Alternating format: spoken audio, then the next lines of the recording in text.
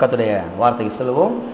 கடந்த பல வாரங்களாக யெகோவா ரோகி என்ற தலைப்பிலே ஒரு தொடர் போதனையை நாம் பார்த்து கொண்டு வருகிறோம். இதை சங்கீதம் 23 நாம் பார்த்து கொண்டு வருகிறோம். திருப்பிக் கொள்வோம். சங்கீதம் 23 சங்கீதம் 1 வசனம் முதல் 6 வசனம் வரைக்கும் நாம் எல்லாரும் சேர்ந்து வாசிப்போம். கர்த்தர் என் மேய்ப்பராய் இருக்கிறார், நான் தாழ்ச்சி அடையேன். அவர் என்னை புல்லுள்ள இடங்களில் மேய்த்து அமர்ந்த தண்ணீர்கள் அண்டையில் என்னை கொண்டு போய் விடுகிறார். அவர் என் ஆத்துமாவை தேற்றி தம்முடைய நாமத்தின் நிமித்தம் என்னை நீதியின் பாதைகளில் நடத்துகிறார். நான் மரண இருளின் பள்ளத்தாக்கிலே நடந்தாலும் பொல்லாப்புக்கு பயப்படேன். தேவரீர் என்னோட கூட இருக்கிறீர். உமது கோலும் உமது தடியும் என்னை தேற்றும். என் சத்துருக்களுக்கு முன்பாக நீர் எனக்கு ஒரு பந்தியை ஆயத்தப்படுத்தி என் தலையை எண்ணெயால் அபிஷேகம் பண்ணுகிறீர். என் பாத்திரம் நிரம்பி வழிகிறது. என் ஜீவனுள்ள நாளெல்லாம் நன்மையும் கிருபையும் என்னை தொடரும். நான் கர்த்தருடைய வீட்டிலே நீடித்த நாட்களாய் நிலைத்திருப்பேன்.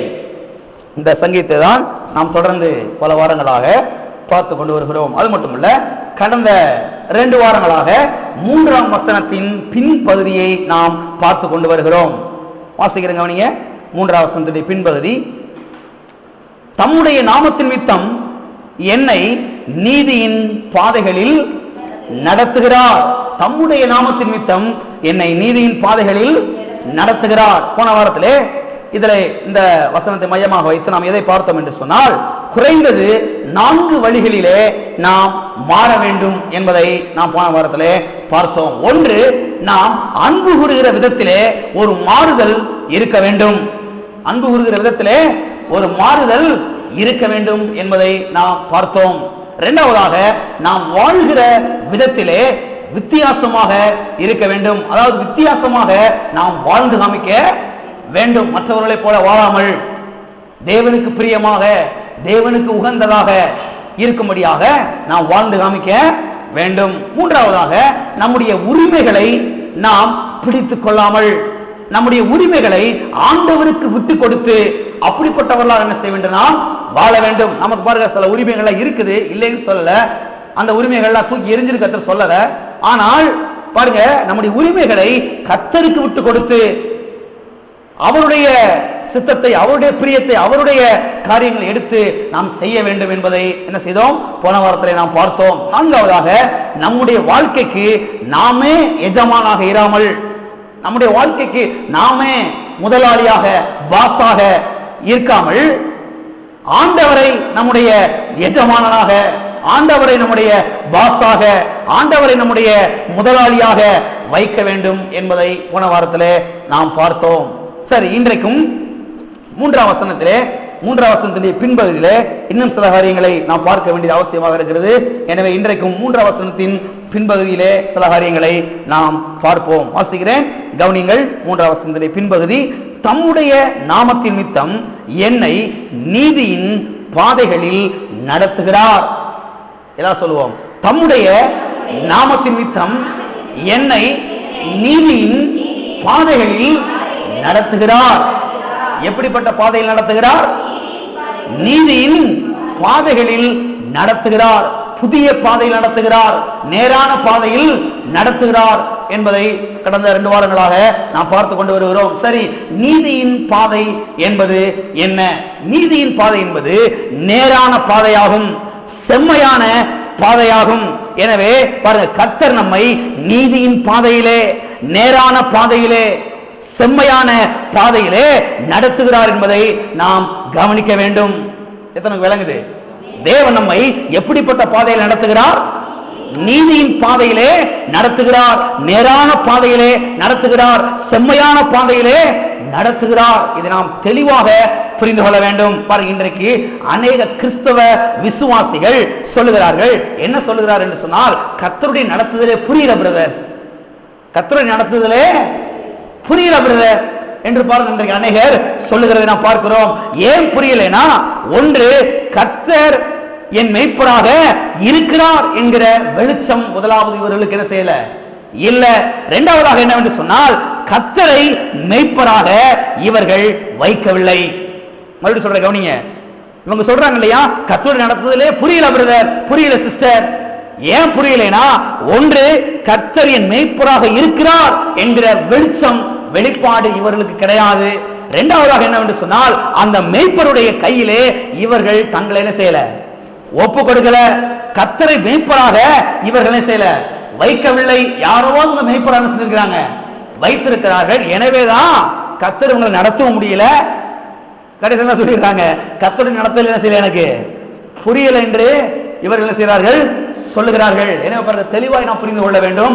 என்னவென்று சொன்னால், கர்த்தர் நம்ம எப்பொழுதும் நீதியின் பாதையிலே, நேரான பாதையிலே, செம்மையான பாதையிலே தானே செய்கிறார், நடத்துகிறார் என்பதை நாம் தெளிவாக என்ன செய்ய வேண்டும், புரிந்து கொள்ள வேண்டும். இன்னும் பாருங்க, சில கிறிஸ்தவ விசுவாசிகள் இருக்கிறார்கள்.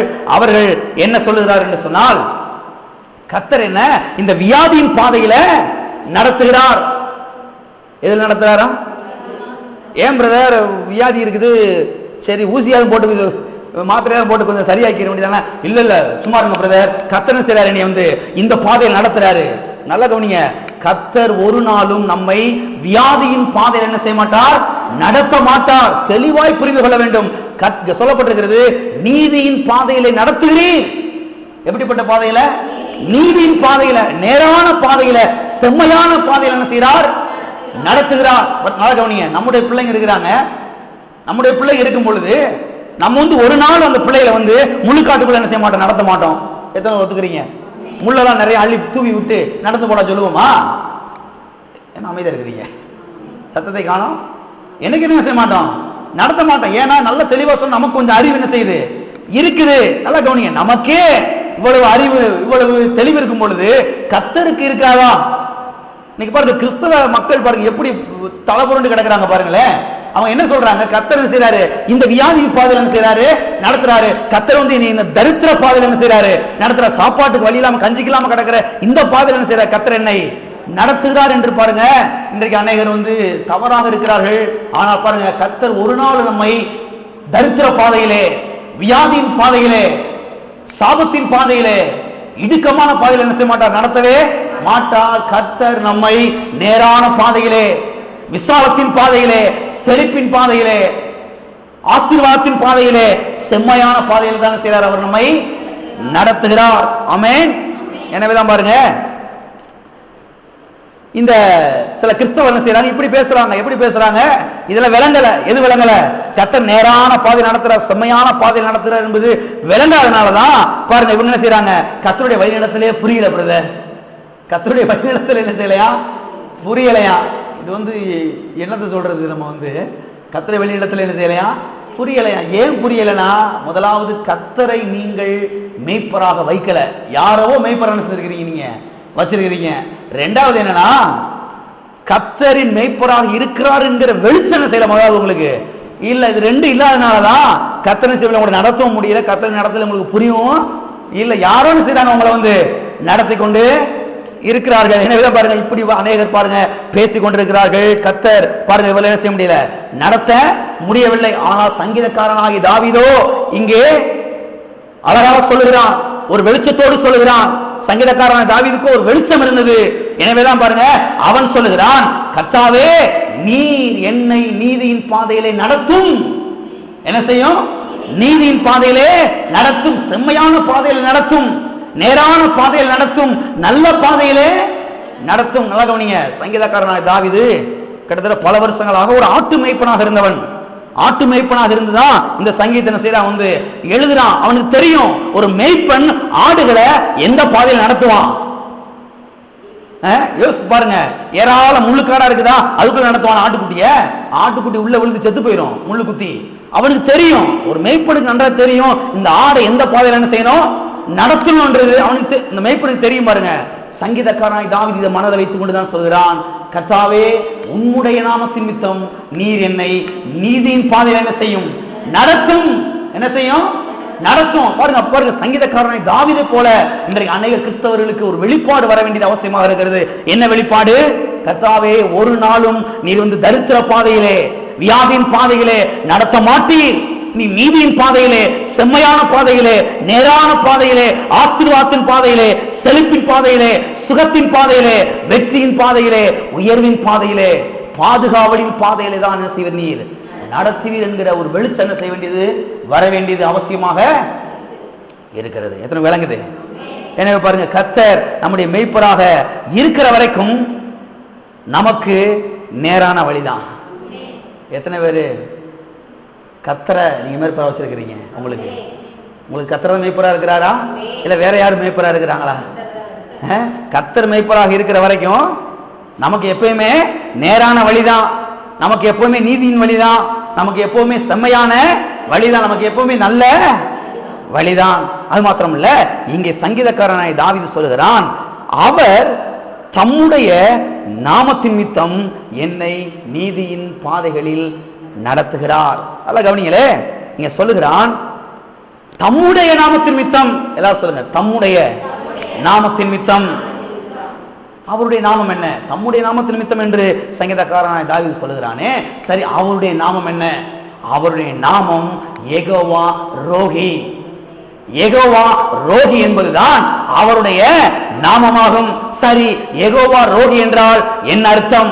யெகோவா ரோகி என்றால் நல்ல வழிகாட்டி, நல்ல வழிகாட்டி, குட் கைடர், நல்ல வழிகாட்டி என்று அர்த்தமாகும். சென்னை முக்கியமான அந்த சுற்றுலா ஸ்தலத்துக்குலாம் போனீங்கன்னா, சென்னை, பெங்களூரு, ஊட்டி, கொடைக்கானல் நீங்க போனீங்கன்னா அங்க வந்து கைடர்ஸ் இருப்பாங்க. அதாவது எங்கெங்கெல்லாம் சுத்தி காமிக்கிறதுக்கு ஆள் இருப்பாங்க. அங்க போனீங்கன்னா அவங்களுக்கு அன்னைக்கு முழுவதும் நீங்க சாப்பாடு வாங்கி கொடுத்து சம்பளம் கொடுத்துட்டீங்கன்னா அவரே என்ன செய்வார்? கூட்டிட்டு போய் எல்லாவற்றையும் காமிச்சிட்டு வந்துடுவாரு.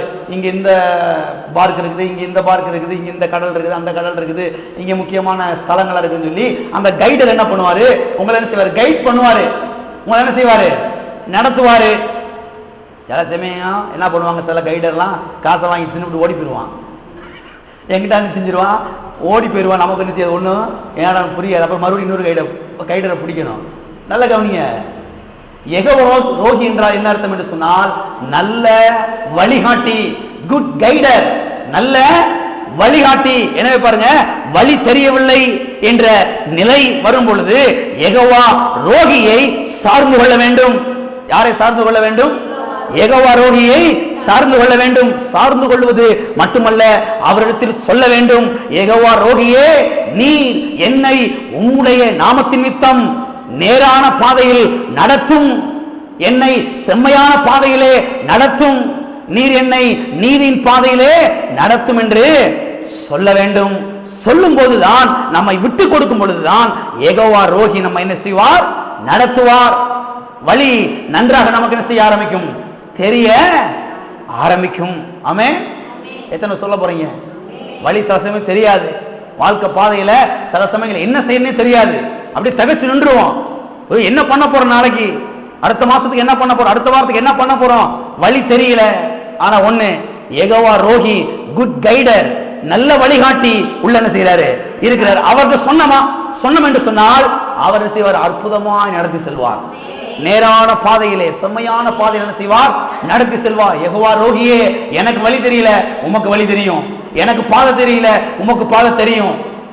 கர்த்தாவே நீர் நடத்தும் என்று நாம் நம்மை விட்டு கொடுக்கும் பொழுது, கர்த்தரிடத்தில் நாம் நம்மை அர்ப்பணிக்கும் பொழுது அவர் சரியான பாதையில் என்ன செய்கிறார்? நடத்துகிறார். ஒரு நாள் நாம் இளைத்து போக மாட்டோம். ஒரு நாள் நாம் வெட்கப்பட்டு போக மாட்டோம். ஆமென். வாசிப்போம். சங்கீதம் 32:8. சங்கீதம் 32:8. நான் உனக்கு போதித்து நீ நடக்க வேண்டிய வழியை உனக்கு காட்டுவேன், உன்மேல் என் கண்ணை வைத்து உனக்கு ஆலோசனை சொல்லுவேன்.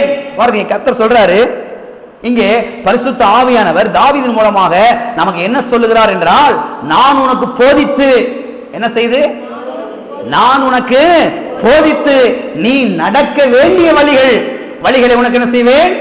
காட்டுவேன் என்று சொல்லுகிறார். எல்லாம் சொல்லுங்க, கர்த்தர் நான் நடக்க வேண்டிய வழியை எனக்கு காட்டுகிறார்.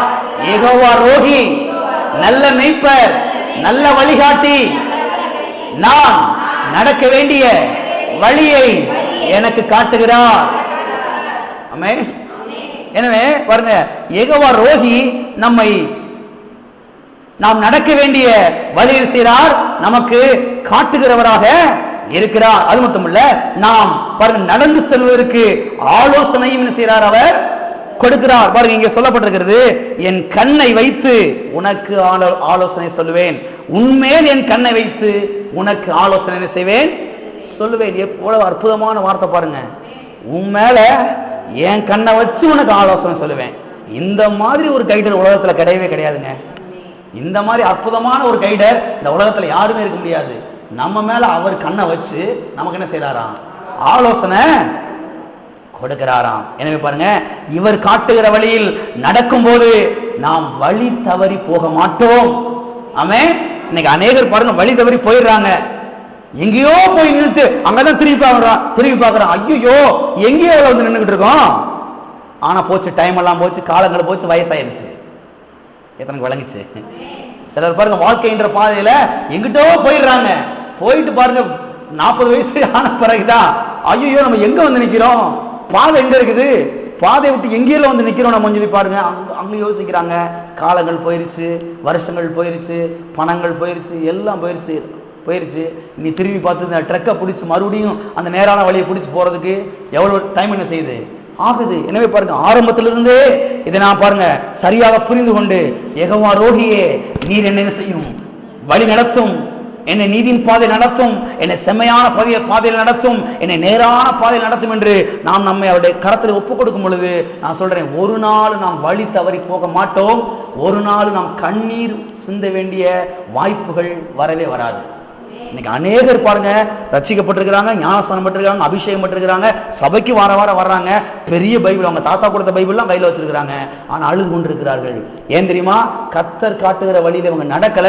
கர்த்தர் நடத்தும்படியாகவும் இவர்கள் தங்களை என்ன செய்யல, ஒப்பு கொடுக்கல. ஆனா உங்களுக்கு பெரிய பெருமை, நான் ரட்சிக்கப்பட்டேன், நான் ஞானஸ்நானம் பெற்றேன், நான் அபிஷேகம் பெற்றேன், நான் வர சபைக்கு வர்றேன், நான் வந்து தசமம் கொடுக்குறேன், நான் காணி கொடுக்குறேன், எல்லாம் நல்லதுதாங்க. கர்த்தர் காட்டுகிற வழியில் நடந்தீர்களா? உங்களை நடத்தும்படியாக உங்களை கர்த்தருடைய கரத்தில் ஒப்பு கொடுத்தீர்களா? யெகோவா ரோகிக்கு இடம் கொடுத்தீங்களா? அந்த நல்ல வழிகாட்டுக்கு நீங்கள் உங்களை அர்ப்பணித்தீர்களா? நல்ல வழியில் வந்திருக்கிறீங்களா? யோசித்து பாருங்க. அநேக கிறிஸ்தவர்கள் இன்னைக்கு அழுதுக்கு இருக்காங்க. தேவன் காரணம் கிடையவே கிடையாது. தேவன் நல்லவர், கர்த்தர் நல்லவர், தேவன் இருக்க காரணம் கிடையவே கிடையாது. பாருங்க ஆரம்ப நாட்களிலிருந்து பரிசுத்த ஆவியானவரே, யெகோவா ரோகியே நீர் என்ன செய்யும், நடத்தும், நீர் எனக்கு ஆலோசனை கொடும், நான் உனக்கு போதித்து நீ நடக்க வேண்டிய வழியை உனக்கு காட்டுவேன். எவ்வளவு அற்புதமான வாக்குத்தத்தங்கள் பாருங்க, வார்த்தைகள் பாருங்க. நீ நடக்க வேண்டிய வழியை காட்டுவேன், உன்மேல் என் கண்ணை வைத்து உனக்கு என்ன செய்வேன், ஆலோசனை. அடிக்கடி இந்த ஜெபத்தை செய்யணும் பாருங்க. கர்த்தாவே என் மேல கண்ணை வச்சு எனக்கு ஆலோசனை கொடுங்க. நான் ஒரு நாள் தோற்று போய்விடக்கூடாது, ஒரு நாள் நான் வெட்கப்பட்டு போயிடக்கூடாது, ஒரு நாள் நான் வந்து கேவலப்பட்டு போயிடக்கூடாது, நான் கண்ணீர் சிந்தி கதற வேண்டிய நாட்கள் வரக்கூடாது. கர்த்தாவே நீர் என்ன செய்யும், நடத்தும், எனக்கு ஆலோசனை கொடுங்க கர்த்தாவே. உங்களுடைய ஆலோசனை எடுத்துக்கொள்ளுகிறேன். சில மனிதர்கள் சொல்லக்கூடிய ஆலோசனைகள் எனக்கு லாபமா தெரியலாம், ஆனா நீ சொல்லும் பொழுது அதை நான் விட்டுட்டு நீர் சொல்லுகிற வழியில் என்ன செய்ய நான் நடந்து வருகிறேன், எனக்கு உதவி செய்யுங்க.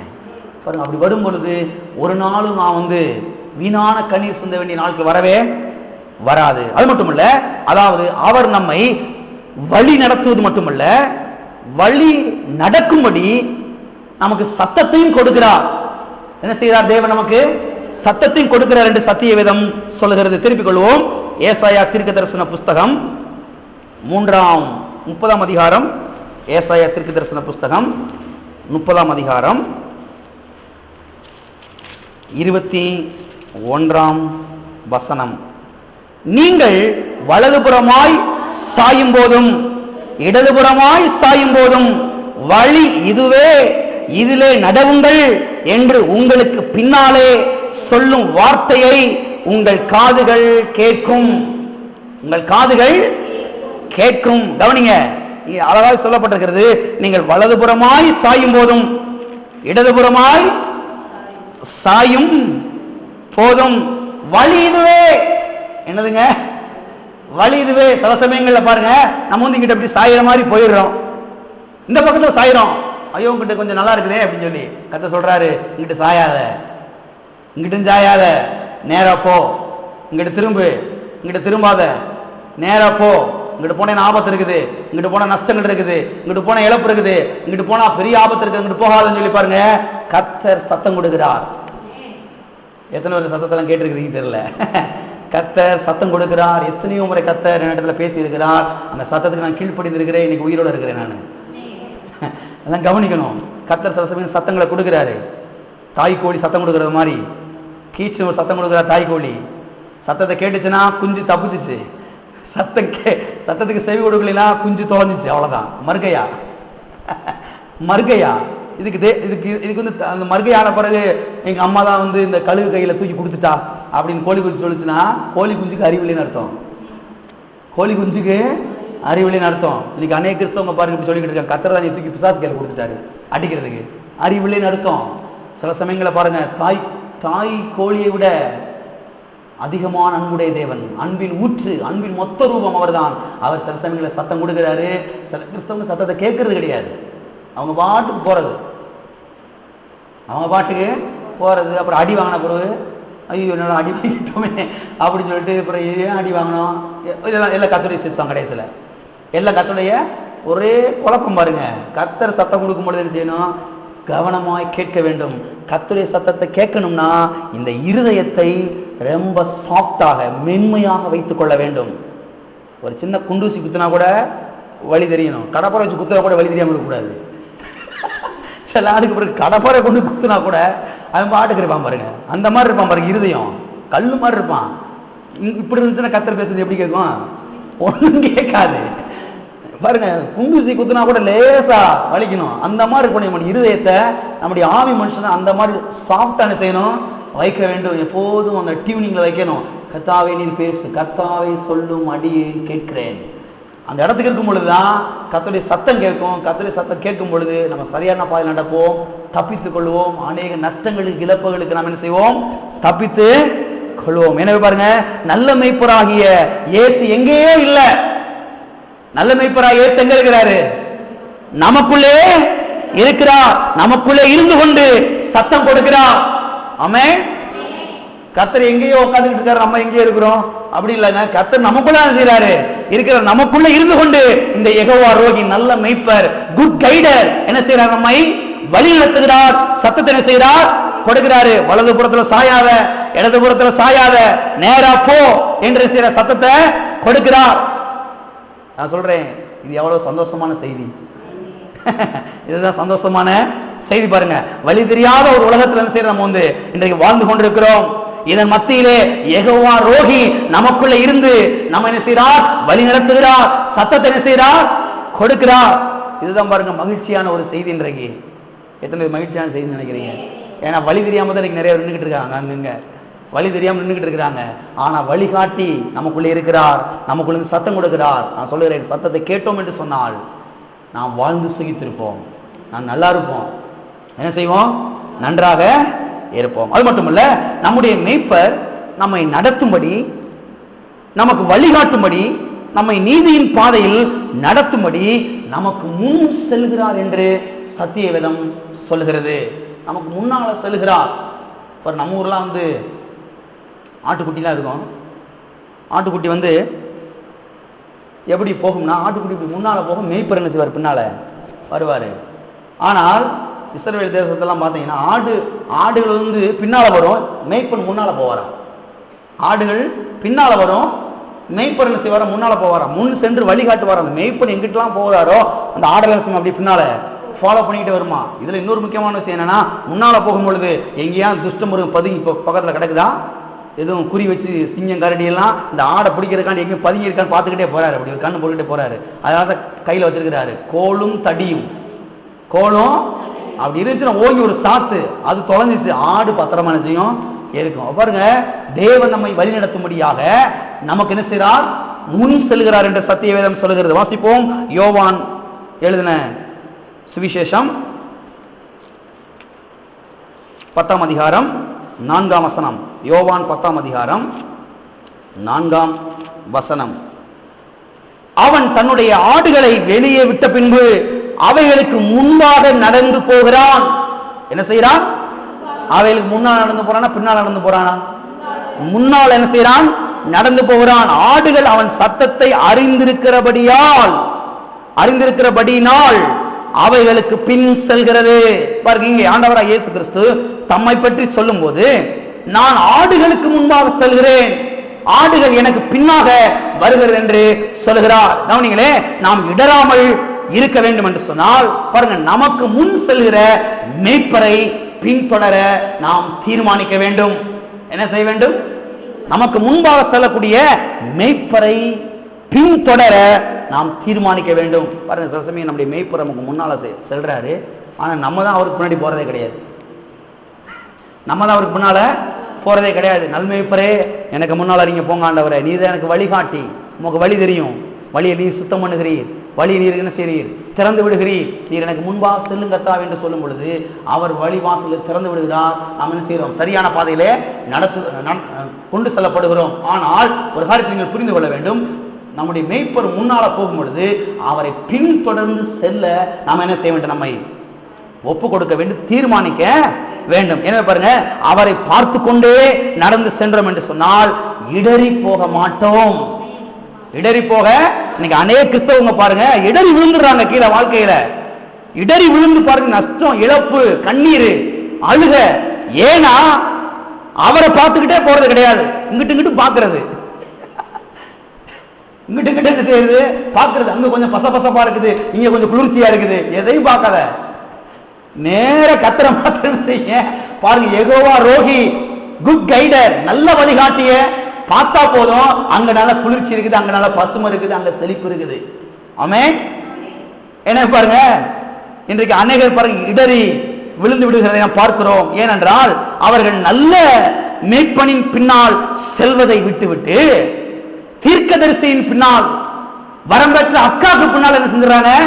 போயிடுறாங்க. எனவேதான் பாருங்க இடறி விழுந்துடுறாங்க. எத்தனை விளங்குச்சு? இன்னைக்கு அநேக கிறிஸ்தவங்க பாருங்க, நல்ல கிறிஸ்தவங்க தான், கெட்ட கிறிஸ்தவங்களா கிடையாது, நல்ல கிறிஸ்தவங்க தான், நல்ல விசுவாசிங்க தான், ஆனா இடறி விழுந்துடுறாங்க. ஏன் இடறி விழுந்துடுறாங்கன்னா, நல்ல மேய்ப்பர் யெகோவா ரோகிய பின்தொடராம, அவரை ஃபாலோ பண்ணாம, வரம்பெற்ற தீர்க்கதரிசி, வரம்பெற்ற அக்கா, வரம்பெற்ற ஐயா, அவங்ககிட்ட கேட்டு தானே செய்வாங்க, அவங்க எதுவுமே செய்வாங்க. எனவேதான் பாருங்க இடறி செய்தார்கள், விழுந்து விடுகிறார்கள், கடைசியில் வெக்கப்பட்டு போயிடுறாங்க.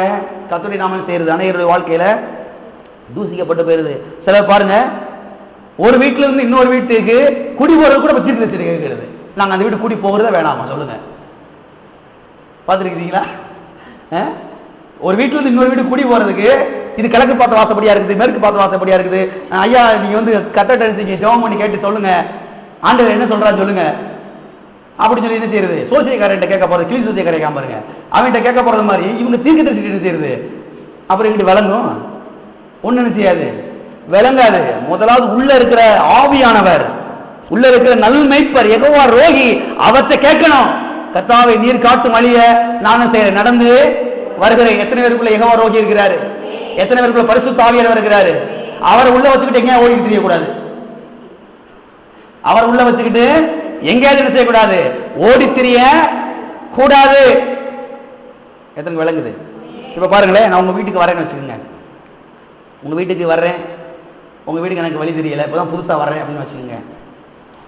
நீங்க சொல்றீங்க, பாஸ்டர் இந்த அட்ரஸுக்கு, இந்த இடத்துக்கு வந்து இப்படி ஒரு சந்து இருக்கும், அங்கே இது இப்படிலாம் ஒரு சின்ன சின்ன சிம்டம்ஸ்லாம் சொல்றீங்க, அறிகுறிலாம் சொல்றீங்க, இப்படி ஒரு கடை, பொட்டி கடை இருக்கும், அவனுக்குள்ள ஒரு மரம் இருக்கும், அங்கே இதெல்லாம் இருக்கும், நீங்க இப்படி வந்து திருமணிங்க அப்படி பேர் போடுறது, நீங்க வந்துடலாம் அப்படின்னு சொல்றீங்க. சரின்னு சொல்லிட்டு நானும் வண்டி எடுத்துட்டு வந்துடுறேன்னு வச்சுக்கோங்க. வண்டி வந்துட்டு எனக்கு வழி தெரியல, உடனே அங்கே ரோட்ல ஒருத்தருக்கிறாரு, எங்க இந்த தெருவுக்கு போகணும், இந்நேரம் நான் பார்க்கணும், அவங்களுக்கு தெரியுமான்னு சொல்லி கேட்குறேன். உடனே அவர் சொல்றாரு, எனக்கு நல்லா தெரியும் சார் அவங்கள, நான் வழிகட்ட வாசான்னு சொல்லி அவர் சொல்றாரு, சரிங்க வண்டியில் ஏறிக்கிங்க அப்படின்னு நான் சொல்றேன். அவரை வண்டியில ஏத்திட்டு போறேன். போயிட்டே இருக்கும் பொழுது திடீர்னு அந்த இடத்துல முக்கள் நிப்பாட்டி, கொஞ்சம் நில்லுங்க அப்படின்னு சொல்லிட்டு அவங்கள ஒரு பொட்டி கடையில் கேட்டு, அந்த வீடு தெரியுமா கேட்டா எப்படி இருக்கும்? எத்தனைக்கு வழங்கிச்சு? இவர் பின்னாடி எதுக்கு உட்காந்துருக்கிறாரு? இவர் வண்டி வரைக்கும் உட்காந்துருக்கிறாரு. இவருக்கு நிப்பாட்டிட்டு நான் இன்னொரு பொட்டி கடையில போய் கேட்டா, அதை போல கேவலம் யாரும் கிடையாது. அநேக கிறிஸ்தவர்கள் இந்த இடத்துல இருக்கிறாங்க, பரிசுத்த ஆவியானவர் உள்ள வச்சுக்கிட்டு எங்கேயாவது ஓடிட்டு திரியிறது, வரம்பட்ட அக்கா, வரம்பட்ட தீர்க்கதரிசிட்ட போடுறது, உள்ள ஆவியானவர் துக்கப்பட்டுக்கிட்டு இருக்கிறாரு. எப்பா தீர்க்கதரிசியோட பெரியவர் நான் உள்ள இருக்கிறேன், ஏன்ட்ட கேட்க மாட்டேங்கிறியே, ஏன்ட்ட ஆலோசனை கேட்க மாட்டேங்கிறியே, ஏன்ட்ட வழிகாமிக்க கேட்க மாட்டேங்கிறியே, ஏன்ட்ட கேட்டது நீ நல்லா இருந்திருப்பேப்பா, நீ வாழ்க்கை அப்படி இருக்கிறதுக்கு காரணம் என்னது, என்னை உள்ள வச்சுக்கிட்டு எங்கே ஓடிட்டு செய்யற, நீ திரியிற. நல்லா கவனிங்க, அநேக கிறிஸ்தவர்கள் நல்ல கிறிஸ்தவங்க தான், ஆனா வாழல, தோத்து போயிட்டாங்க. ஏன் தோத்து போயிட்டாங்கன்னா உள்ள நல்ல கைடர் இருக்கிறாரு, அவரை விட்டு போய் செய்யறது, அங்கேயும் போய் கேட்டுக்கிட்டு இருக்கிறது, அங்கேயும் செய்யறது போய் கேட்டுக்கிட்டு இருக்கிறது, தோற்று போய் விட்டார்கள். தேவனுடைய பிள்ளைகளாகி நாம் என்ன செய்ய வேண்டும், விழிப்பாக இருக்க வேண்டும். பரிசுத்த ஆவியானவரே, யெகோவா ரோகியே, நீர் எனக்குள்ளே இருக்கிறீர், நீர் எனக்கு முன்பாக செல்லுகிறீர், நீர் என்ன செய்ய எனக்கு வழிகாட்டும் கர்த்தாவே, நீர் எனக்கு பாதை காண்பியும், நீர் சொல்லுகிறதை நான் செய்கிறேன், உண்மை நான் பின்தொடர்ந்து வர என்ன செய்ய நான் தீர்மானிக்கிறேன். பாருங்க, இங்க சொல்லப்பட்டிருக்கிறது, அவைகள் பாருங்க என்னுடைய சத்தத்துக்கு என்ன செய்யும், செவி கொடுக்கும். அவைகள் ஆடுகள் அவன் சத்தத்தை அறிந்திருக்கிறபடினால் அவைகளுக்கு பின் செல்கிறது. அவைகளுக்கு பின் பாருங்க, அந்த மெய்ப்பெண்ணுக்கு முன்னாடி இந்த ஆடெல்லாம் செல்லுது. பாருங்க, நாமும் நம்முடைய மெய்ப்பெண்ணுக்கு முன்னாடி என்ன செய்யணும், செல்ல பழகணும். எத்தனை பேர் பழக போறீங்க? இவ்வளவு நாள் பழகலை, இப்ப கொஞ்சம் பழகணும். அப்படி ஏன்னா வேற வழியை நம்ம போய் பழகிட்டோம், இப்ப இந்த வழியில பழகணும். என்ன செய்யணும், கொஞ்சம் என்ன செய்யணும், பழக வேண்டும். இன்னும் பாருங்க, அநேகர் பாருங்க இந்த மாதிரி யெகோவா ரோகியை விட்டுட்டு எங்கேயாவது போய் ஆலோசனை கேட்கறதுனாலதான் தோற்று போயிருக்காங்க. பாருங்க, ஒரு குடும்பத்துல பாருங்க 2 பெண் பிள்ளைகள் இருந்தாங்களாம், நன்றாக படிச்சவங்களாம், பாருங்க நல்ல படிச்சவங்க, நல்ல விசுவாசிங்களாம். ஆனால் பாருங்க, இவருடைய விசுவாசம் முழுவதும் தீர்க்கதரிசி மேலதான் இருந்துச்சாம். பாருங்க, நல்ல படிச்சவங்க, நல்ல விசுவாசி, நல்ல வசதிகள், பணம் எல்லாம் இருக்குது.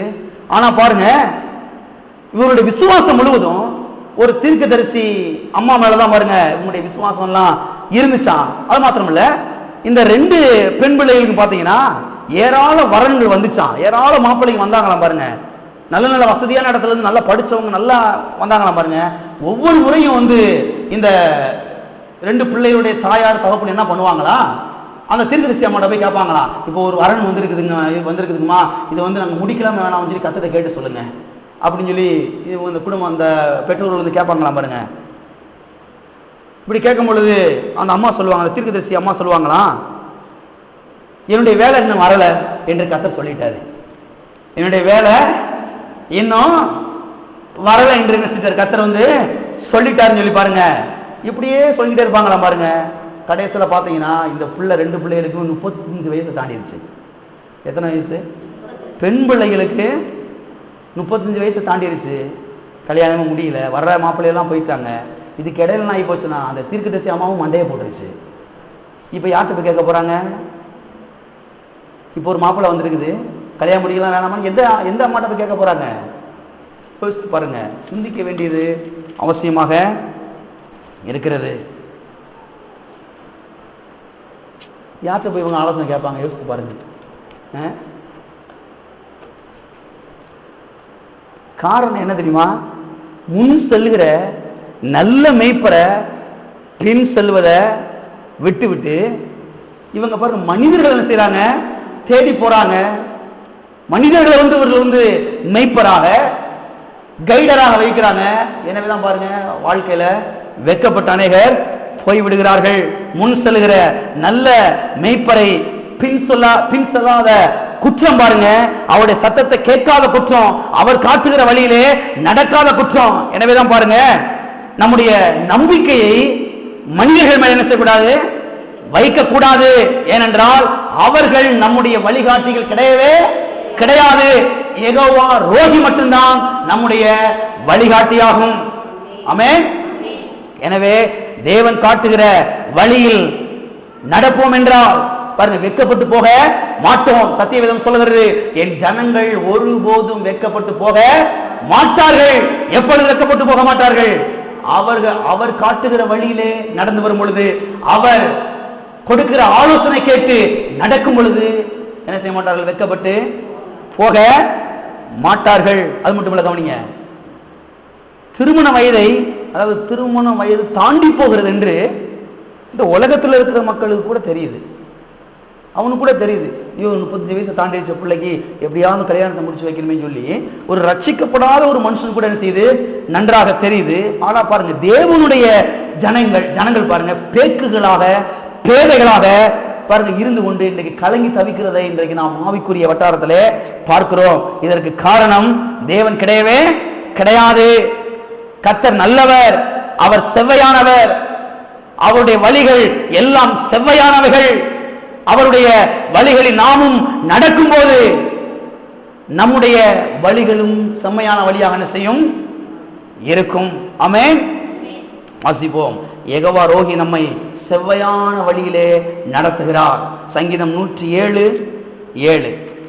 யெகோவா ரோகி நம்மை செவ்வையான வழியிலே நடத்துகிறார். சங்கீதம் 107:7. தாவரிக்கும் ஊருக்கு போய் சேர அவர்களை செவ்வையான வழியிலே நடத்தினார். செவ்வையான வழியிலே அவர்கள் என்ன செய்தார்? நடத்தினார். நல்ல கவனிங்க. கர்த்தர் ஒரு நாளும் கெட்ட வழியில் என்ன செய்ய மாட்டார்? நடத்த மாட்டார். கர்த்தர் ஒரு நாளும் நஷ்டத்தின் வழியில் என்ன செய்ய மாட்டார்? நடத்த மாட்டார். கர்த்தர் ஒரு நாளும் தீமையான வழியிலே, வியாதியின் வழியிலே, தரித்திர வழியில் என்ன செய்ய மாட்டார்? நடத்த மாட்டார். செவ்வையான வழியிலே தான் என்ன செய்வார்? அவர் நடத்துவார். இங்க பாருங்க, இஸ்ரவேல் ஜனங்களை குறித்து நாம் வாசிக்கிறோம். இஸ்ரவேல் ஜனங்களை தேவன் என்ன செய்தார்? வழி நடத்தி கொண்டு வந்தார்.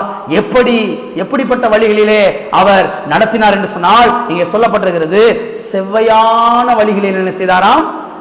நடத்தினாராம். எல்லாரும் சொல்லுங்க, செவ்வையான வழி. செவ்வையான வழி.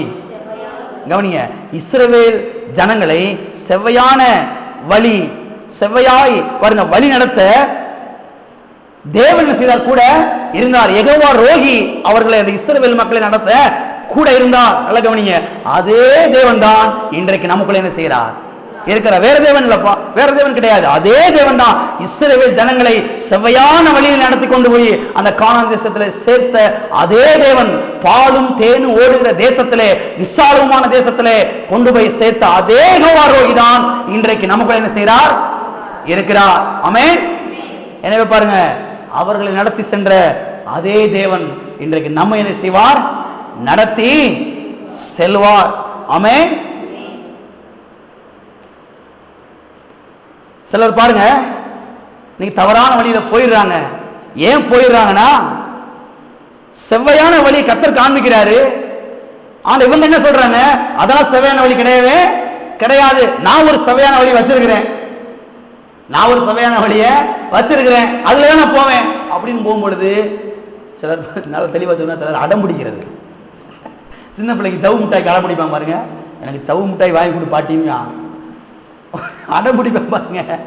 சரி போடா அப்படின்னு சொல்லிட்டு என்ன செஞ்சிருவான்? சவு மிட்டாய் வாங்கி கொடுத்துருவோம். இன்னைக்கு சில கிறிஸ்தவங்க பாருங்க, அடம் பிடிக்கிறது. கர்த்தர் சொல்றாருப்பா, செவ்வையான வழி கிடையாதுப்பா, அது தீமையான வழி, போன ஆபத்து இருக்குது, நேரான வழிங்க இருக்குது, வாப்பானா. இல்ல ஆண்டவர், உமக்கு தெரியாது, நீ சும்மா இருக்கும், அவர்கிட்டயே என்ன செய்யறது, நீ சும்மா ஆயிரும் அப்படின்னு சொல்றது. அநேகர் பாருங்க இன்னைக்கு என்ன செய்யறாங்க? வெட்கப்பட்டு போய்விட்டார்கள். என்ன பாருங்க, கர்த்தர் காட்டுகிற வழியில் என்ன செய்ய வேண்டும்? நடந்து வர வேண்டும். கர்த்தர் காட்டுகிற வழி செவ்வையான வழி. அது மட்டுமல்ல, கவனிங்க, இவர் எத்தனை நாள் நம்மை நடத்துவார் என்று சொன்னால், நித்திய வரைக்கும் நம்மை நடத்துவார். நித்தியமான செய்வார், நம்மை நடத்துவார். சதா காலங்களிலும் நம்ம என்ன செய்வார்? நடத்துவார். ஏனென்றால் இவர் நல்ல மேய்ப்பர். ஆமென். வாசிப்போம். சங்கீதம் 48:14. இவர் நல்ல மேய்ப்பர், ஆகையால் இவர் நித்திய வரைக்கும் நடத்துவார், சதா காலங்களிலும் நம்ம என்ன செய்வார்? நடத்துவார். சங்கீதம் 48:14. இந்த தேவன் என்றென்றைக்கும் உள்ள சதா காலங்களிலும் நம்முடைய தேவன் மரண பரியந்தம் நம்மை நடத்துவார். ஆமென். மரண பரியந்தம் நம்மை நடத்துவார். இந்த தேவன் என்றென்றைக்கும் உள்ள சதா காலங்களிலும் நம்முடைய தேவன் மரண பரியந்தம் நம்ம என்ன செய்வார்? நடத்துவார். எல்லா கரங்களை வைத்து சொல்லுவோம், இந்த தேவன் என்றென்றைக்கும் உள்ள சதா காலங்களிலும் என்னுடைய தேவன் மரண பரியந்தம் நித்தியமாக அவர் என்னை நடத்துவார். எத்தனை விசுவாசிக்கிறீங்க? நித்தியமாய் கர்த்தர் செய்வார், என்னை நடத்துவார். அது மட்டுமல்ல, கவனிங்களே, யெகோவா ரோகி நம்மை மெதுவாய் நடத்துகிறாராம். சத்தியவேதத்தில் அழகாய் சொல்லப்பட்டிருக்கிறது பாருங்க. யெகோவா ரோகி நம்மை மெதுவாய் என்ன செய்கிறாராம்? நடத்துகிறார் என்று சத்தியவேதம் சொல்லுகிறது. கவனிங்க, நம்முடைய மேய்ப்பர் நம்மை கடினமான வழிகளிலே, கடினமான பாதையிலே அவர் நடத்துகிறவர் கிடையவே கிடையாது. கடினமாக நடத்துகிறவர் கிடையவே கிடையாது. அவர் மெதுவாக மென்மையாக நடத்துகிறவராக இருக்கிறார். இன்னமும் தேவைப்பட்டால் நல்லா கவனிங்க, அவர் நம்மை சுமந்து செல்லுகிறவராக இருக்கிறார். அவர் நம்மை தன்னுடைய மடியில வைத்து சுமந்து செல்லுகிறவராக இருக்கிறார். பாருங்க, ஒரு தாய் இருக்கிறா, சில சமயம் இந்த பிள்ளைக்கு கால் வலிச்சிருது, வயசை கூட சில சமயம் பார்க்கறதே கிடையாது, ஆள் தோளுக்கு மேல வந்துட்டான், சில சமயங்களை மடியில போட்டு செய்யறாங்க வச்சிருக்கிறாங்க பிள்ளைய. ஏன்னா பாசம் அதுதான் என்னது அன்பு. பாருங்க, ஆள் பெரிய ஆளை வந்துட்டான், சில சமயம் பார்த்தீங்கன்னா பிள்ளைக்கு ஏதோ ஒரு கஷ்டம் பொழுது மடியில போட்டு அவனை தட்டி கொடுக்குறாங்க. ஏன்னா அதுதான் என்னது அந்த தாயினுடைய பாசம், தாயினுடைய அன்பு. நல்லா கவனிங்க, கர்த்தர் நம்மை மெதுவாய் நடத்துகிறார், மென்மையாய் நடத்துகிறார். தேவைப்பட்டால் அவர் நம்மை சுமந்து கொண்டும் செல்வார். ஆமென். வாசிப்போம் ஏசாயா 40, ஏசாயா 40 11. 40:11. மெய்ப்பனை போல தமது மந்தையை மேய்ப்பார், ஆட்டுக்குட்டிகளை தமது புயத்தினால் சேர்த்து தமது மடியிலே சுமந்து. எதிலே சுமந்து? அதை கொஞ்சம் அப்படி எண்ணி பாருங்க. தமது மடியிலே சுமந்து. ஒரு தாய் எப்படி பிள்ளைய மடியில சுமப்பாளோ அதை போல கர்த்தர் நம்ம இன்றைக்கு சுமக்கிறாரா. ஆமென். எத்தனை அன்பு பாருங்க. இதெல்லாம் எண்ணி பார்க்கும் பொழுது கர்த்தரை நாம் துதிக்காமல் இருக்க முடியாது. பிரச்சனையே பார்த்துக்கிட்டு இருக்கனால புலம்பிக்கிட்டு இருக்கிறோம். பிரச்சனையை பார்க்கறது நிறுத்திட்டு, கர்த்தாவே நீர் என்னை மடியிலே சுமந்து செல்கிறீர் ஆண்டவரே. ஒரு தாய் தன்னுடைய பிள்ளையை மடியில சுமக்கிறத போல கர்த்தாவே நீர் என்னை என்ன செய்கிறீர், மடியிலே சுமந்து செல்கிறீர். வாசிக்கிறேன் பாருங்க, மடியிலே சுமந்து கரவலாடுகளை மெதுவாய் நடத்துவார். என்ன ஆடுகள்? கரவலாடுகள். கரவலாடுகளை கர்த்தர் செய்கிறாரா? மெதுவாய் நடத்துகிறாரா, மென்மையா இது செய்கிறாரா, நடத்துகிறாரா. ரெண்டு காரியங்கள் சொல்லப்பட்டிருக்கிறது. ஆட்டுக்குட்டிகளை மடியிலே சுமப்பார், கரவலாடுகளை மெதுவாய் நடத்துவார். கரவலாடுகளை எப்படி நடத்துவார்? மெதுவாய் நடத்துவார். இங்க பாருங்க, கரவலாடுகள் என்பது நம்மை குறிக்கிறது. எனவே பாருங்க, யெகோவா ரோஹி என்ன செய்கிறார்? நம்மை மெதுவான பாதையில் என்ன செய்கிறார்? நடத்துகிறார். யெகோவா ரோஹி நம்மை ஒரு நாளும் கடினமான பாதையில் என்ன செய்ய மாட்டார்?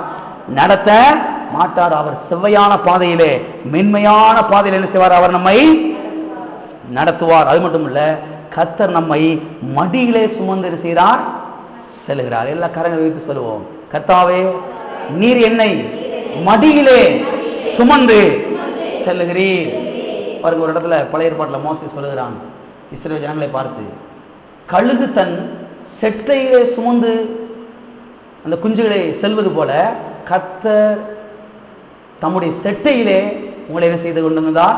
சுமந்து கொண்டு வந்தார் என்று பாருங்க சங்கீதக்காரனாகிய மோசே ஒரு இடத்திலே சொல்லுகிறான். எனவே பாருங்க, கர்த்தர் நம்மை மெதுவா என்ன செய்கிறார்?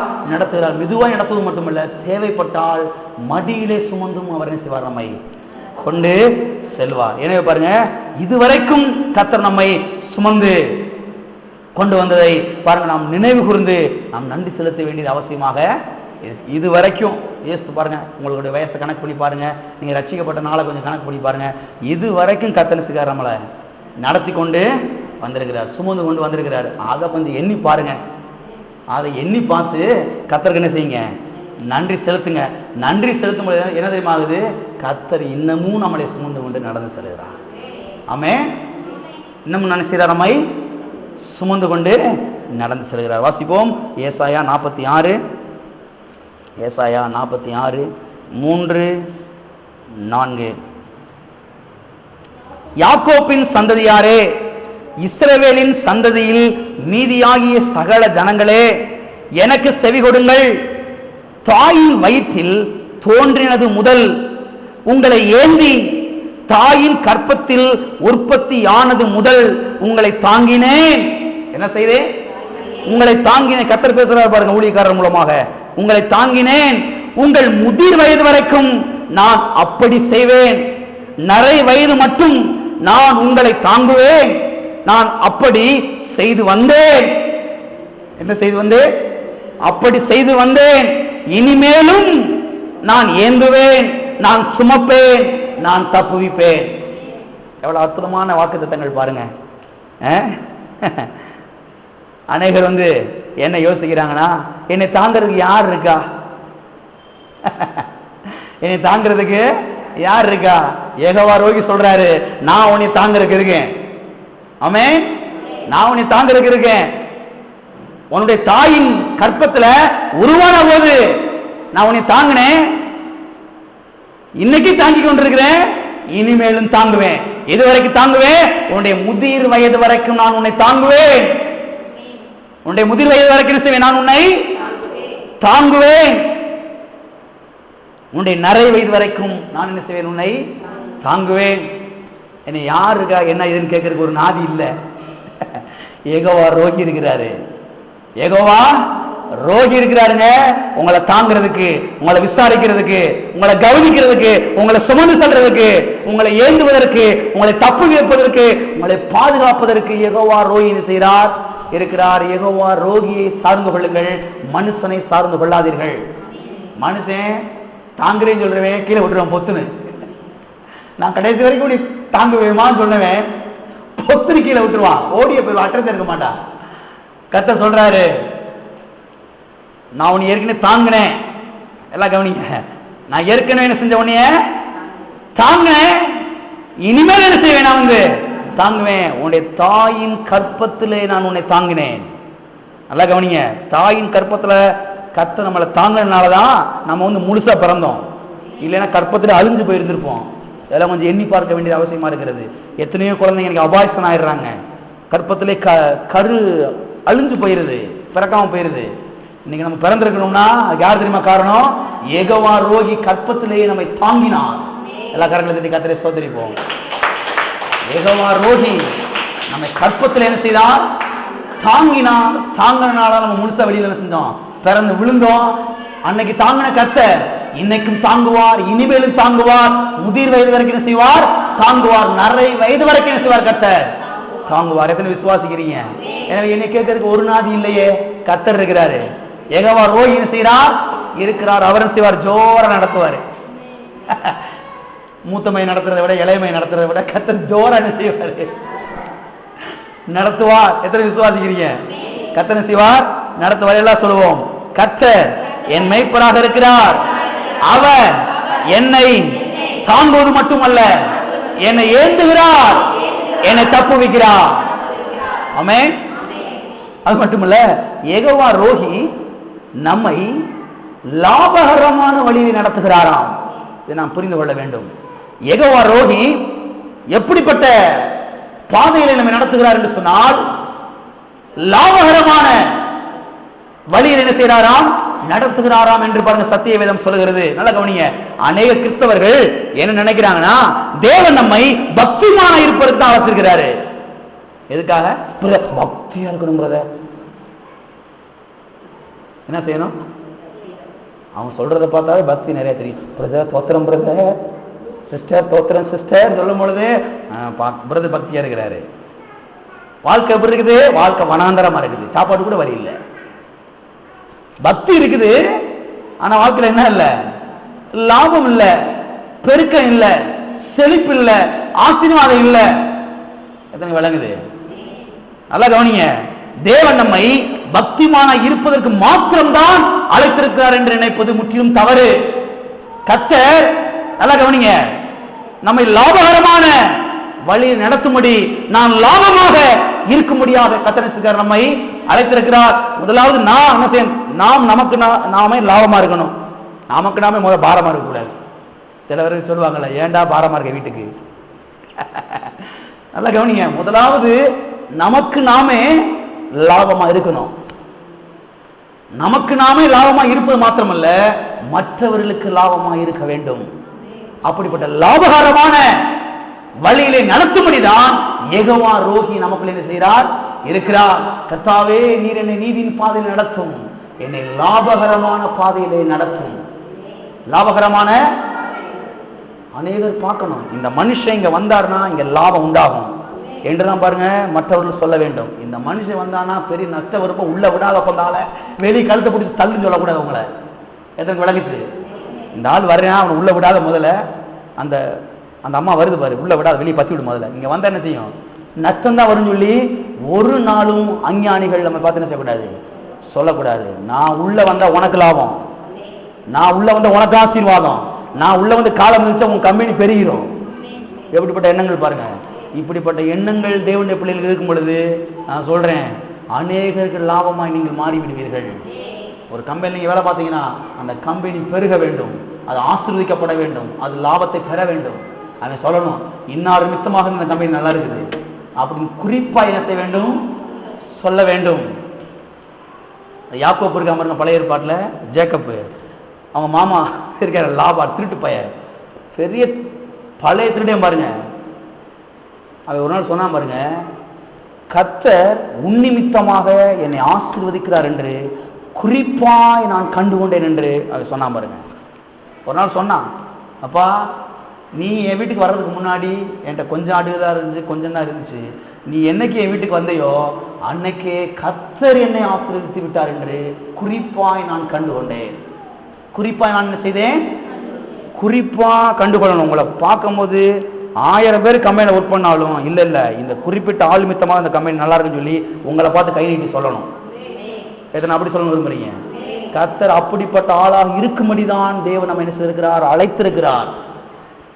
பக்திமானம் அப்படி பக்தியில் ஒழுகுறதுக்கு இல்ல, பக்தி வேணுங்க, அதே சமயத்தில் புத்தி என்ன செய்யணும், இருக்கணும். பக்தி வேணும், புத்தி என்ன செய்யணும், வேணும். கவனிங்க, கர்த்தர் நம்ம எதுக்கு அழைத்திருக்கிறாருன்னா பக்திமான இருக்கு அழைச்சிருக்கிறாரு, இல்லைன்னு சொல்லல. ஆனா அதுக்கு மாத்திரம் கிடையாது, லாபகரமா இருப்பதற்காக, மற்றவர்களுக்கு என்ன செய்ய லாபகரமாக இருக்க வேண்டும், அதற்காகவும் தேவன் நம்மை அழைத்திருக்கிறார். சத்தியவேதம் திட்டவட்டமாய் சொல்லுகிறது, நாம் நமக்கும் பிறருக்கும் லாபகரமாக என்ன செய்ய வேண்டும், இருக்க வேண்டும். வாசிப்போம், ஏசாயா தீர்க்கதரிசன புஸ்தகம் 48ஆம் அதிகாரம் 17ஆம் வசனம். இஸ்ரவேலின் பரிசுத்தராய் இருக்கிற உன் மீட்பரான கர்த்தர் சொல்லுகிறதாவது, பிரயோஜனமாய் இருக்கிறதை உனக்கு போதித்து. எதை போதிச்சு? பிரயோஜனமா லாபமா இருக்கிறத உனக்கு போதித்து, நீ நடக்க வேண்டிய வழியிலே உன்னை நடத்துகிற உன் தேவனாகிய கர்த்தர் நானே. பாருங்க, இங்கே பிரயோஜனமான வழி என்று சொல்லப்பட்டிருக்கிறது. ஆனா ஆங்கிலத்தில் எப்படி வருது என்று சொன்னால், I am the Lord who teaches you to profit. அதாவது லாபகரமான வழியிலே நடத்துகிற உன் தேவனாகிய கர்த்தர் நானே. அப்ப கர்த்தர் யாரு? லாபகரமான வழியிலே நடத்துகிறவர், நஷ்டத்தின் பாதையில் நடத்துகிறவர் கிடையவே கிடையாது. பாருங்க, சிலர் சொல்றாங்க கர்த்தர் தான் பிரதர் என்னை வந்து நஷ்டத்தின் பாதையில் நடத்துகிறாரு. புத்தியை முத மாத்தணும், கொஞ்சம் அறிவு வரணும். கர்த்தர் ஒரு நாள் நம்மை நஷ்டத்தின் பாதையில் நடத்தவே மாட்டார். லாபகரமான வழியிலே தான் செய்வார், கர்த்தர் நம்மை நடத்துவார். பாருங்க, இங்க சொல்லப்பட்டிருக்கிறது, லாபகரமான வழியிலே நடத்துகிற உன் தேவனாகிய கர்த்தர் நானே. லாபகரமான வழி நான் உனக்கு போதிப்பேன், லாபகரமான வழியில் என்ன செய்வேன், நான் உன்னைய நடத்துவேன் என்று பாருங்க கர்த்தர் சொல்கிறார். பாருங்க, எனவே பாருங்க, தேவனுடைய பிள்ளைகள் லாபகரமான ஒரு ஆளா இருக்கணும், லாபகரமான ஒரு மனுஷனாக இருக்க வேண்டும். ஏனென்றால் நம்முடைய தேவன் லாபத்தின் தேவன். நம்முடைய தேவன் லாபத்தின் தேவன். இப்ப அவருடைய பிள்ளைகளாகி நாம் லாபத்தின் பிள்ளைகள் என்ன செய்ய வேண்டும், இருக்க வேண்டும். ஒரு நாளும் நஷ்டத்தின் பிள்ளைகள் என்ன செய்யக்கூடாது. வீட்டுக்கு நஷ்டம் இருக்கக்கூடாது, தேசத்துக்கு என்ன செய்யக்கூடாது, நஷ்டம் இருக்கக்கூடாது, கம்பெனிக்கு நஷ்டம் இருக்கக்கூடாது, ஸ்கூலுக்கும் நஷ்டம் இருக்கக்கூடாது, காலேஜுக்கு நஷ்டம் செய்யக்கூடாது, இருக்கக்கூடாது. எங்க போனாலும் லாபம் செய்யணும், இருக்க வேண்டும். எத்தனை பேர் லாபமா இருக்க போறீங்க? உங்க ஊருக்கே நீங்க லாபமா இருக்க போறீங்க, உங்க தெருவுக்கே நீங்க லாபமான செய்ய போறீங்க. அதுக்காக தான் கர்த்தர் உங்களை அழைத்திருக்கிறார். எத்தனை இதெல்லாம் விசுவாசிக்கிறீங்க? இதெல்லாம் வந்து நான் ரொம்ப ஆழமா விசுவாசிக்கிறாள். நான் ஆழமா விசுவாசிக்கிறேன். இந்த ஊருக்கே நான் லாபமா இருக்கிறேன், இந்த தேனி மாவட்டத்துக்கு நான் லாபமா இருக்கிறேன், நான் ஆசீர்வாதமா இருக்கிறேன். அதுக்கு தான் கர்த்தர் அழைத்திருக்கிறாரு, என்னை கொண்டு வந்திருக்கிறாருங்க. இந்த ஊருக்கு லாபம் வருதுன்னா என் மூலமா தான் வரும், என் மூலமா தான் செய்யும். இப்படிப்பட்ட விசுவாசம் உள்ள என்ன செய்யணும், இருக்கணும். ஏன்டா இந்த பூமியில இருக்கிறோம், ஏன் பாரமா இருக்கிறோம் அப்படின்ற பேச நிறுத்திட்டு, கர்த்தாவே என் கண்களை திறந்து விட்டு இருக்கிறீருக்கா ஸ்தோத்திரம், இந்த பட்டணத்துக்கே லாபமாக இருக்கும்படி, ஆசீர்வாதமாக இருக்கும்படி, பிரயோஜனமாக இருக்கும்படி நீர் அழைத்திருக்கிறீர். இந்த பட்டணத்துக்கு ஒரு லாபம் வருதுன்னா ஏமாளம் என்ன செய்யட்டும், வரட்டும். இந்த பட்டணத்தை இயேசு நாமத்தை நான் ஆசீர்வதிக்கிறேன். இந்த தேனி பட்டணம் நல்லா இருக்கட்டும் கர்த்தாவே, எல்லாரும் வாழ்ந்து சுகமா இருக்கட்டும். நான் சொல்றேன், இந்த வார்த்தை நிமித்தமாவே கர்த்தர் உங்களை ஆசீர்வதிப்பீங்க, நல்லா இருவீங்க. ஏன்னா மற்றவங்க நீங்க என்ன செய்றீங்க, ஆசீர்வதிக்கிறீங்க. இது கிடக்கு இந்த பைய ஊரு, அந்த பைய ஊரு, இதுக்கு இதை சொல்றதுக்கு நீங்க தேவையாங்க?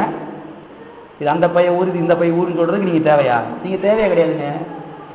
நீங்களும் தேவை கிடையாது, நானும் தேவை கிடையாது. ஆனால் இந்த ஊர் நல்லா இருக்கட்டும் சொல்றதுக்கு நானும் தேவை, நீங்களும் தேவை. இந்த ஊர் நல்லா இருக்கட்டும் கர்த்தாவே, இந்த ஊர்ல இருக்கிற மக்கள் நல்லா இருக்கட்டும், இந்த ஊர் ஆசீர்வதிக்கிறேன் என்று சொல்வதற்கு தான் கர்த்தர் என்னை உங்களையும் எழுப்பி இருக்கிறார், ஏற்படுத்தி இருக்கிறார். இதை விளங்கி கொண்டு என்ன செய்ய வேண்டும், சொல்ல வேண்டும். பாருங்க, கர்த்தர் நம்மை யெகோவா ரோகி நம்மை லாபத்தின் பாதையில் என்ன செய்கிறார், நடத்துகிறார். ஒரு நாள் நஷ்டத்தின் பாதையில் என்ன செய்ய மாட்டார், நடத்த மாட்டார். ஒரே ஒரு காரியத்தை நாம் பார்த்து முடிப்போம். யெகோவா ரோகி காட்டுகிற பாதை, நடத்துகிற பாதை, அந்த பாதை நெய் பொழிகிற பாதையாம். எத்தனை நெய் பார்த்துருக்கிறீங்க? நம்ம வீட்டில் ஒரு டப்பாவில் இருக்கும், 200 கிராம் இருக்கும், அவ்வளோதான். அது சில வீட்டில் இருக்குமா தெரியல, 200 கிராம் டப்பா இருக்கும். அதை லேசாக ஒரு ஸ்பூன் எடுத்து அந்த ஒரு கைப்பிடி சோறுக்கு போட்டு பிசைஞ்சு இந்த பிள்ளைக்கு ஊட்டுவாங்க, அவ்வளோதான். பெரிய ஆளு கூட கொடுக்குறது கிடையாது. ஏன்னா நெய் அவ்வளோதான் என்ன செய்யுது நம்ம வீட்டில் இருக்குது. கவனிங்க, யெகோவா ரோகி காட்டுகிற பாதை, அவர் நடத்துகிற பாதையில நெய் அப்படி பொழிதான், மழை மாதிரி ஊத்துதான். பாருங்க, கொஞ்சம் கற்பனை பண்ணி பாருங்க. நான் சொல்றேன், உங்க வாழ்க்கையில நெய் பொழிய ஆரம்பிச்சிடும். இதை கொஞ்சம் கற்பனை பண்ணி பாருங்க. வீட்டில் இன்னைக்கு போய் தூங்காதீங்க, கொஞ்சம் கற்பனை பண்ணி பாருங்க. அப்படி நெய் மழை மாதிரி ஊத்துனா எப்படி இருக்கும்? மழை பேஞ்சு ஒரு அடமலை பிடிச்சு சொல்றாங்க 4 டிகிரி சொல்றாங்க, 5 டிகிரி சொல்றாங்க, 12 டிகிரின்னு சொல்றான். அந்த மாதிரி டிகிரி அளவுல நெய் பொழிகிறத கொஞ்சம் கற்பனை பண்ணி பாருங்க. நெய், நான் பச்சை தண்ணி சொல்லல, பச்சை தண்ணியை பத்தி நான் பேசல, நெய்ங்க. பச்சை தண்ணியை பத்தியும் பேசல, சுடு தண்ணியை பத்தியும் பேசல, நெய்யை கொஞ்சம் கற்பனை பண்ணி பாருங்க. அந்த மாதிரி நெய் பொழிதான் பாருங்க. அப்படிப்பட்ட பாதையிலே தான் யெகோவா ரோகி நம்மை நடத்துகிறாராம். இதெல்லாம் நம்ம பார்க்க ஆரம்பிச்சிட்டோம்னா நான் சொல்றேன், நம்முடைய வாழ்க்கை செழிக்க ஆரம்பிச்சிடும், நம்முடைய வாழ்க்கை தலைக்க ஆரம்பித்து மேல என்ன செஞ்சிடும், எலும்ப ஆரம்பித்து. வாசிப்போம், இந்த வாசித்து நான் முடிப்போம். சங்கீதம் 65:11 வாசிக்கிறேன், எல்லாம் கவனிங்கள். வருஷத்தை உம்முடைய நன்மையால் முடிசூட்டுகிறீர், உமது பாதைகள் நெய்யாய் பொழிகிறது. உம்முடைய பாதைகள் என்ன பொழியுது? நெய் பொழியுதா, பச்சை தண்ணி பொழியுதா? பச்சை தண்ணியே கிடைக்க மாட்டேங்குது, இதுல எங்கிட்டு பார்த்து நெய் பொழிய போகுது? கர்த்தர் சொல்றாரு, நீ விசுவாசித்தால் தேவனுடைய மகிமையை காண்பாய். எத்தனை விசுவாசிக்கிறீங்க? நான் சொல்றேங்க, என் காட்டுல நெய் பொழியும், என் காட்டுல, என் வீட்டுல, என் குடும்பத்துல, நாங்க செய்யற கர்த்தருடைய ஊழியத்துல நெய் பொழியும். எத்தனை விசுவாசிக்கிறீங்க என் கூட சேர்ந்து? ஊர்ல வேணா தண்ணி இல்லாம போயிட்டு போதுங்க, எனக்கு நெய் பொழியும். எனக்கு நெய் என்ன செய்யும்? பொழியும். நல்ல கவனிங்க, கர்த்தர் நெய் இருக்குன்னு சொல்லல. நெய் எங்க ஓரத்துல ஒரு சட்டியில வச்சிருக்க, மண் சட்டியில எடுத்து லேசா வச்சிருக்க, தொட்டு நாக்குல நக்கி பார்த்துக்க, அப்படிலாம் சொல்லவே இல்லை. நெய் என்ன செய்யும்? பொழியும். உன் வீட்டில் இருக்கிற அண்டாவெல்லாம் கொண்டு வந்தாலும் அண்டாவும் நிரம்பி மிச்சம் என்ன செஞ்சுக்கிட்டு இருக்கோம், பொழிஞ்சுக்கிட்டு தான் இருக்கும். ஏனென்று சொன்னால் நெய்யை நான் செஞ்சிருக்கேன், பொழியை விட்டுருக்கிறேன். பொழியை என்ன செஞ்சிருக்கிறேன்? விட்டுருக்கிறேன். கவனிங்க, இது எதை காட்டுகிறது? நம்முடைய தேவன் தேவைக்கும் அதிகமாய் சந்திக்கிற தேவன் என்பதை நமக்கு இதை காட்டுகிறது. நம்முடைய தேவன் வந்து ஏதோ சொட்டு சொட்டா வடிகிற மாதிரி ஊத்துவாருங்க, லேசா டம்ளரை பிடிச்சி மோந்து பார்த்துக்க, அவ்வளவுதான் அப்படின்ற நிலைதான் இன்னைக்கு அநேக இடத்துல இருக்குது. அநேக சபைகள்ல இதைத்தான் போதிக்கிறாங்க. ரொம்ப வந்துடக்கூடாது பிரதர், பாவம் செஞ்சிடும் பிரதர், பரவாயில்ல போக முடியாது பிரதர். அடே அப்பா, ஒரு ஏற்க சொன்னேன் பார்த்தீங்கன்னா, களிமண்ணில் செஞ்சு அவார்டு கொடுக்கணும். களிமண்ணில் செஞ்சு அவார்டு நல்லா பெயிண்ட் அடிச்சு, கலர் பெயிண்ட் அடிச்சு இந்த பிடிச்சிக்க, புத்தி மாறணும் பாருங்க. கர்த்தர் சொல்றாரு, நெய் பொழிகிறது. நெய் என்ன செய்யுது? பொழிது. டம்ளர்ல பிடிச்சி வச்சிருக்க, மோந்து பாருங்க. கர்த்தர் சொல்லல. நெய் என்ன செய்யுது? அநேக பிரசங்கியார்களுக்கும் அநேக கிறிஸ்தவ விசுவாசிகளுக்கும் கண்கள் திறக்கப்பட வேண்டியது அவசியமாக இருக்குது. பாருங்க, கண்ணு திறந்துருச்சுன்னா நான் சொல்றேன், வாழ்க்கை செழிக்க ஆரம்பிச்சிடும். உங்களை பார்த்து அநேகர் கத்திரண்டையில் ஓடி வருவார்கள். அநேகர் கத்திரண்டையில் செய்வார்கள், ஓடி வருவார்கள். அவர் நெய் பொழியுது. இது எதை காட்டுது? நம்முடைய தேவன் தேவைக்கு அதிகமாக ஆசீர்வாதத்தை தருகிற தேவன் என்பதை நமக்கு காட்டுகிறது. அது மாத்திரமல்ல, வாசிக்கிற 12ஆம் வசனம், வனாந்திர தாவரங்களிலும் பொழிகிறது. அடே அப்பா, இது அதை விட பெரியதா இருக்குது. எங்க பொழியுதா? நம்ம வீட்டு மாடியில, மொட்டை மாடி இருக்கு பாருங்க, அங்க பெய்யுதுன்னு சொல்லல. அதுல கொஞ்சம் நீங்க என்ன பண்ணுவீங்க, வேகமா களிமண்ணை கொண்டு போய் இந்த ஓட்டைகளை பொந்துக்களை அடைச்சு வச்சு அங்க நிறுத்தி வச்சிருவீங்க நீங்க, எது அந்த மொட்டை மாடியில. ஆனா கர்த்தர் என்ன சொல்றாரு, வனாந்திர தாவரங்களில் என்ன செய்கிறது, பொழிகிறது. கவனிங்க, அனைவரும் என்ன நினைக்கிறாங்கன்னா, கிறிஸ்தவ ஜீவியமே ஒரே வனாந்திரம் பிரதர். என்ன பிரதர்? கிறிஸ்தவ ஜீவியம் என்னவா?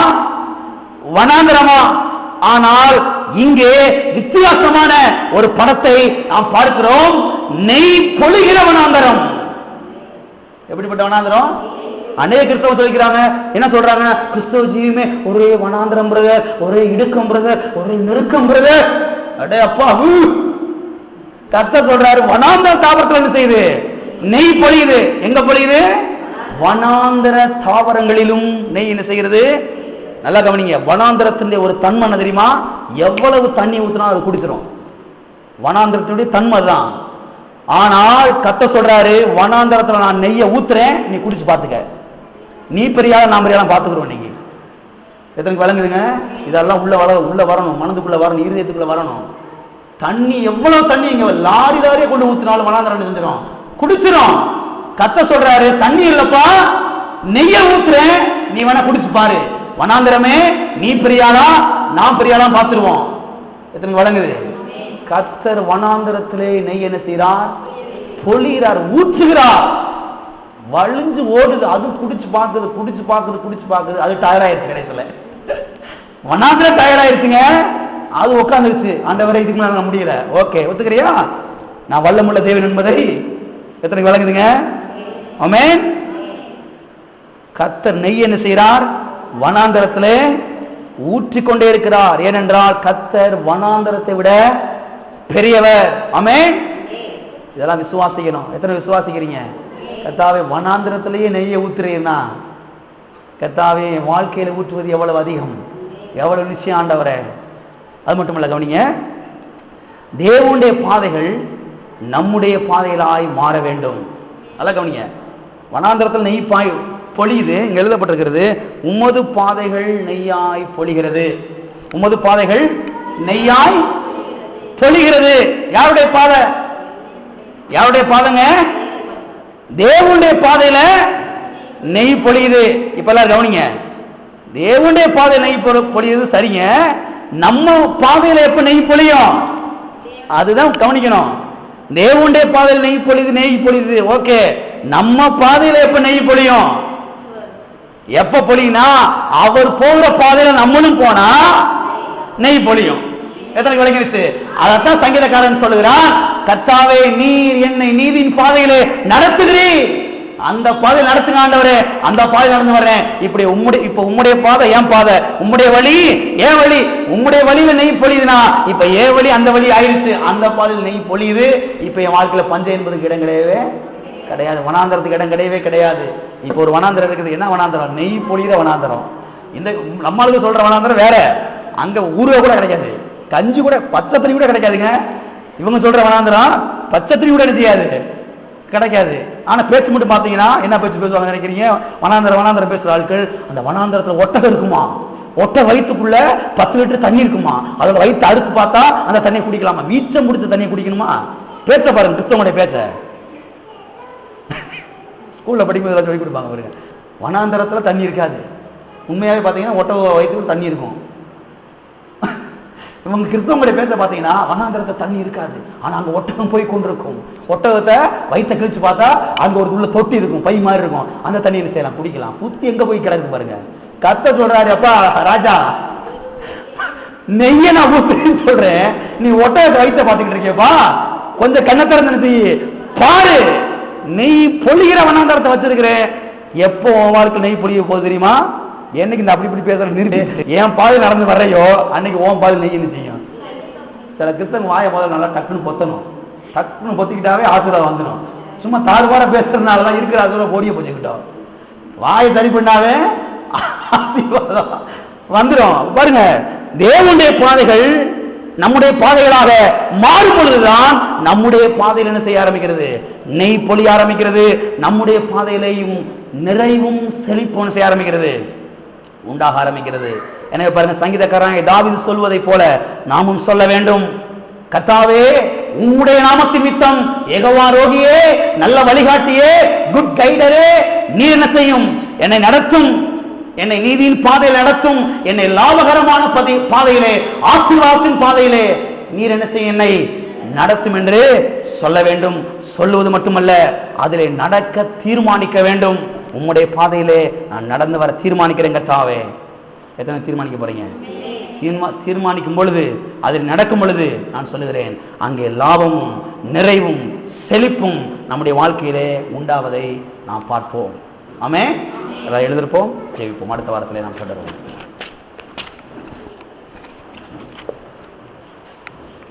ஹல்லேலூயா. ஸ்தோத்திர ஆண்டவரே, ஸ்தோத்திர ஆண்டவரே, ஸ்தோத்திர ஆண்டவரே. ஹல்லேலூயா, ஹல்லேலூயா. எல்லாரும் நம்ம யெகோவா ரோகியுடைய கரத்தில் ஒப்பு கொடுப்போம். கர்த்தாவே, யெகோவா ரோகியே, நீர் என்னை நடத்தும். யெகோவா ரோகியே, நீர் என்னை நடத்தும்.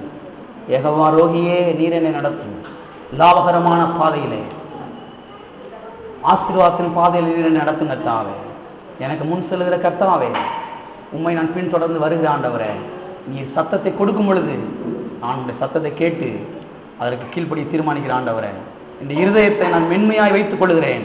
நீர் பேசும் பொழுது கர்த்தாவே, அதை கேட்டு சத்தத்தை கவனித்து நடக்க எனக்கு உதவி செய்ய ஆவியானவரே. ஓ, உமக்கு நன்றி ஆண்டவரே, உமக்கு நன்றி ஆண்டவரே, உமக்கு நன்றி ஆண்டவரே. கர்த்தாவே, உமக்கு ஸ்தோத்திரம். என்னை நடத்தி செல்லும்படியாக எனக்கு முன்பாக நீர் செல்லுங்க கர்த்தாவே. கர்த்தாவே, உமக்கு ஸ்தோத்திரம். நான் வழி நடக்கும்படியாக எனக்கு சத்தத்தை கொடுங்க ஆவியானவரே, எனக்கு சத்தத்தை கொடுங்க ஆவியானவரே. நீரே என்னுடைய மேய்ப்பராயிரும், நீரே என்னுடைய மேய்ப்பராயிரும் கர்த்தாவே. எந்த வரம் பெற்ற அக்காவோ அண்ணனோ என்னுடைய மேய்ப்பர் கிடையாது கர்த்தாவே, அவங்க என்னுடைய வழிகாட்டிகள் கிடையாது. யெகோவா ரோகியே, நீர் மாத்திரமே என்னுடைய வழிகாட்டி, நீர் மாத்திரமே என்னுடைய வழிகாட்டி கர்த்தாவே. அது மாத்திரமல்ல ஆண்டவரே, நீர் என்னை செவ்வையான வழியிலே நடத்துகிறீர். நீர் என்னை மெதுவாய் நடத்துகிறீர் கர்த்தாவே, மென்மையாய் நடத்துகிறீர் ஆண்டவரே. ஹல்லேலூயா. லாபகரமான வழியில் நடத்துகிறவரே உமக்கு ஸ்தோத்திரம். நெய் பொழிகிற பாதையில் நடத்துகிற தேவனே உமக்கு ஸ்தோத்திரம் ஆண்டவரே. உமக்கு ஸ்தோத்திரம், உமக்கு ஸ்தோத்திரம் கர்த்தாவே. ஓ, உமக்கு நன்றி ஆண்டவரே, நன்றி ஆண்டவரே, நன்றி ஆண்டவரே, நன்றி ஆண்டவரே. ஓ, உமக்கு ஸ்தோத்திரம் ஆண்டவரே, ஸ்தோத்திர ஆண்டவரே, ஸ்தோத்திர ஆண்டவரே, ஸ்தோத்திர ஆண்டவரே, ஸ்தோத்திர ஆண்டவரே. ஹல்லேலூயா, ஹல்லேலூயா, ஹல்லேலூயா, ஹல்லேலூயா. ஓ, உமக்கு ஸ்தோத்திரம், ஸ்தோத்திரம் ஆண்டவரே. நன்றி செலுத்துகிறோம் ஆண்டவரே, நன்றி செலுத்துகிறோம் ஆண்டவரே. ஹல்லேலூயா. ஓ, உமக்கு நன்றி ஆண்டவரே. ஹல்லேலூயா, ஹல்லேலூயா, ஹல்லேலூயா. எங்கள் அன்பின் பிதாவே, கர்த்தராகிய இயேசு நாமத்தினுடைய சமூகத்தில் நாங்கள் வருகிறோம். யெகோவா ரோகியே, உம்முடைய நாமத்தின் நிமித்தம் எங்களை நீதியின் பாதையிலே, நேரான பாதையிலே, செவ்வையான பாதையிலே, மென்மையான பாதையிலே, லாபகரமான பாதையிலே, நெய் பொழிகிற பாதையிலே நடத்தும்படியா இன்றைக்கு நாங்கள் ஜெபிக்கிறோம் கர்த்தாவே. வந்திருக்கிற ஒவ்வொருடைய வாழ்க்கையிலே நெய் பொழிவதாக உம்முடைய பாதைகளுடைய பாதைகளாய் மாறட்டுமே கர்த்தாவே. கர்த்தாவே, எல்லா நஷ்டங்கள், இழப்புகள் எல்லாம் வாழ்க்கையில மறைந்து போவதாக இயேசுவின் நாமத்தினாலே லாபங்கள் உண்டாகட்டும், பெருக்கங்கள் உண்டாகட்டும் கர்த்தாவே. இயேசுவின் நாமத்தினாலே இந்த வாழ்க்கையில வெற்றி உண்டாகட்டும் கர்த்தாவே. தேவைகளெல்லாம் சந்தித்தருளும். இந்த ரட்சிப்பின் கரம் வந்திருக்கிற ஒருமலே அமர்ந்திருக்கிறபடியால் ஸ்தோத்திரம். இந்த போக்குவரத்து எல்லாவற்றையும் நீர் ஆசீர்வதியும் இயேசுவின் நாமத்தில் பிதாவே. என் ஆத்துமாவே கர்த்தரை ஸ்தோத்திரி, என் முழு உள்ளமே அவருடைய பரிசுத்த நாமத்தை ஸ்தோத்திரி. என் ஆத்துமாவே கர்த்தரை ஸ்தோத்திரி, சகல உபகாரங்களையும் மறவாதே. நம்முடைய கர்த்தராகிய இயேசு கிறிஸ்துவின் கிருபையும், பிதாவாகிய தேவனுடைய அன்பும், பரிசுத்த ஆவியானவருடைய ஐக்கியமும் இப்போதும் எப்போதும் நம் அனைவரோடும் கூட சதா காலங்களிலும் இருப்பதாக.